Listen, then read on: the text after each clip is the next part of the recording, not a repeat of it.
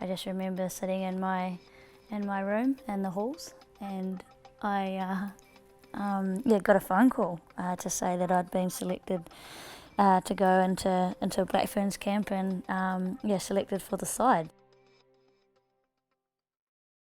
New Zealand hammering away at the English line. Cocksedge, a little snipe from Oscar. Try given. Kendra Cocksedge is down and New Zealand stretch their lead. To Cocksedge, Cocksedge with the beautiful footwork, kicks it through. Can Kendra Cocksedge get her own try? Yes, she can. Oh, Cocksedge saw the little gap, the little weave, and the New Zealand halfback is going to go over for a double. There's the 89. Oh, look at the dummy. Oh, too much. Cocksedge forfeits Patrick on the wraparound. Cocksedge again, too easy for the Black Ferns. A simple numbers game.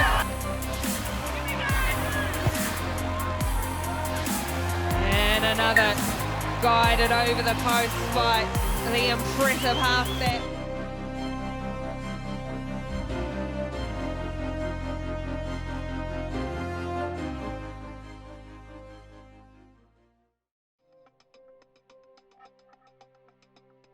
People probably describe me as very energetic, bubbly kind of kid, very determined. I think I was determined as soon as I came out of, came onto this earth. Yeah, but just basically Energizer Bunny is probably the main thing people would describe me as. Full on, actually.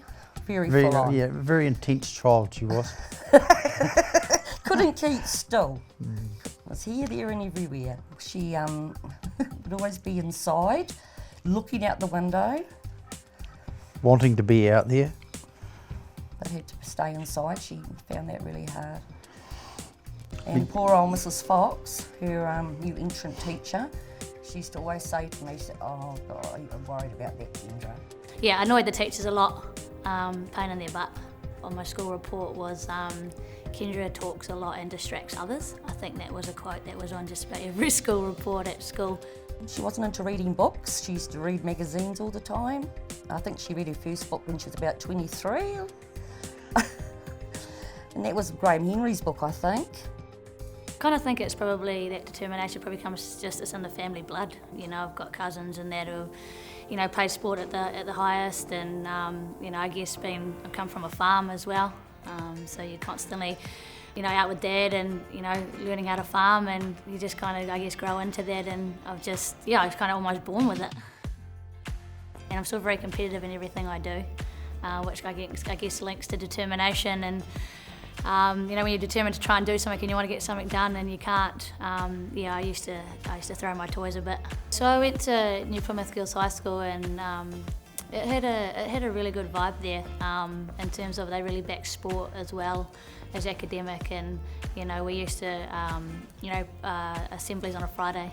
You'd obviously sing your school song and get up and get amongst it, and and then when you're a senior you move on to stage, and I was the sports captain in my last year at school, which was always pretty special because that meant I could just leave class, when I wanted to, because I said I had something to do with sport, whatever it was. But no, it had a really good vibe and really good culture back when I was at school, and I guess those are the things at school that I actually really enjoyed. I really struggled to sit still, but I did have to work really hard, and same when I went to university as well. I obviously got a degree, so had to apply myself, and it wasn't easy because I wasn't someone that was fully engaged, and especially at university when you're sitting in a lecture, you're just getting spoken to, and you're in this big room with a lot of other people, and I love just people watching and distracting myself, and that happened a lot. Well, she was doing dancing with her twin sister, and her two elder sisters used to dance. So we took Kendra along to that, but she was upsetting everybody because she was mucking around, not dancing like she should have been. And she said, she wanted to play rugby, and I thought, okay, all right. And so we borrowed a little jersey, or friends of ours, they had a little boy, so we borrowed an Okata rugby jersey, and I thought, I won't have to buy her one because, this isn't going to last very long. And we were completely wrong with that because, yes, she put on that jersey, then I had to go and buy her one. For me, I started playing rugby when I was 4 years old. in bare feet up in the Naki. I remember going down to Christchurch when I went down to university and saw these kids running around in boots and was like, what the heck, these kids are only young, why are they wearing boots? So I didn't know, because in the Naki we just used to run around in bare feet. I just remember being, frozen feet, red feet, having to go and stand on a fence or stand on, mum and dad's feet, at half time, just because it would be so cold. I reckon I was faster running around without boots. But when I first started playing rugby, it was, I was playing with the boys, and so I was the only girl in the team. I've got 3 sisters, my mum and dad. They were very supportive. They never said that I couldn't play. I know at times it would have been tough for mum, to watch and to be, cringing on the sideline. Well, I worried on the sideline. You see you go in the bottom of a ruck and I think, oh, God, I hope she comes up out of there. She always worried. I just remember her saying that sometimes she would just look away if I was running or going to tackle someone or running away with the ball. Dad probably yells more now as I'm older, but he's was at the TV more than on the sideline, I think. But I had parents that were both pretty quiet on the sideline and just enjoyed watching the game, and Mum probably actually missed half the game because she was too busy talking to someone else on the sideline, which I think tends to happen a lot. I was just a dad watching his child play rugby. It didn't matter the fact that she was a girl. It was just, hey, this is great. One of our families out there playing the sport that we all, or most of us, have been brought up with and love so much anyway. I actually was quite excited by it because we'd always, for me and Nick, been at the netball courts and not down at the rugby fields, and we'd always go down on a Saturday morning when she'd play, and we always would hang around after the game because they always got like a little chocolate bar, and then the coach always gave us one as well, so that was always quite something to look forward to.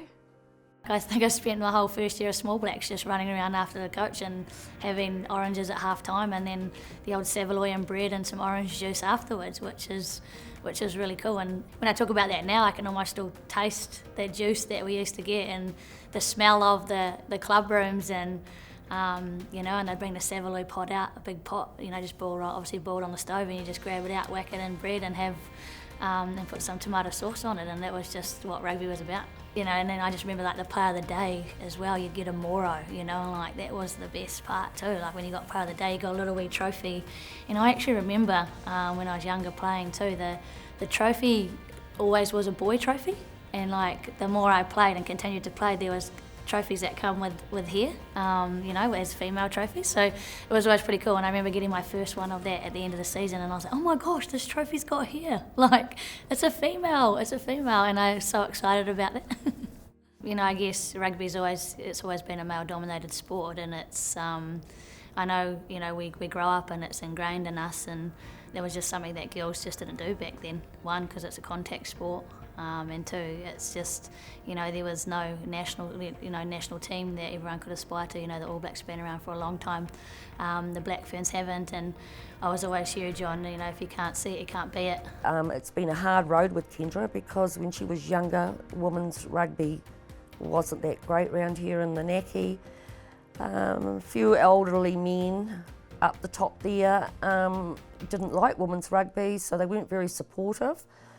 I remember one game, my hair got pulled. I remember running down the sideline, my hair got pulled, and and then all the boys come in, and there's a bit of pushing and shoving around. They were looking after me, pushing and shoving the opposition, and the guy that pulled my hair and told them, we're like, don't do that again, and looked after me. And I think it's just that culture that rugby creates. I was pretty competitive player, so I kind of always knew if we had won or lost, but I don't think it never really mattered. The main thing was that you're having fun out there with your mates, and you got an opportunity to get ball in hand. And I would like to think I wasn't a hungus when I was a small black, but it got to a point where I was actually the best in the team. The boys would even say that. They would be like, "Give the ball to Kendra," And I remember having these specific moves once we got into line-outs, and it would hit the front, and then they'd hit me and I'd run down the tram lines, and and we used to do it every game, and because the opposition never thought that the boys were going to give it to me in a situation like that. And I just remember scoring like 40-50 metre tries, and as a young small black, you love scoring tries. It's you don't need to know the result, and you never know the result, but you might know you scored 3 tries or you know, made 3 tackles and you had fun out there, because that's what it's about. And she had fantastic eye Hand coordination. Yeah. From an early age. We did notice that. Yeah, it was other people that said that, that they were impressed by the way she played from a very early age. A lot of the elderly that used to come along to the games, you know, uncles and aunties and gran and everybody, and they, you know, used to say, gee, look at her, I remember, she's going to go a long way. Dave Matheson, who was a Maori All Black, commented, he was halfback back then, and he commented on her skills at a very, very early age. In the car coming home after the game, there was probably a couple of great games. There was no pressure, there was no critical stuff of what might have gone wrong. There was none of that go on. She was just left to do her own thing on the field, and we didn't push her in any way, shape or form to play that, to be part of that. There were no big rewards of like money for tries. There was none of that going on. And she just, we just all grew with that, went with that, and it worked, and supported her. Yeah, and she would actually say in the car on the way home, oh, how do you think I played? And we used to sort of say, well, maybe you should have done this or maybe that, but it was never anything serious. It was just, because I was always a believer, you go out and you've got to have fun and love what you're doing.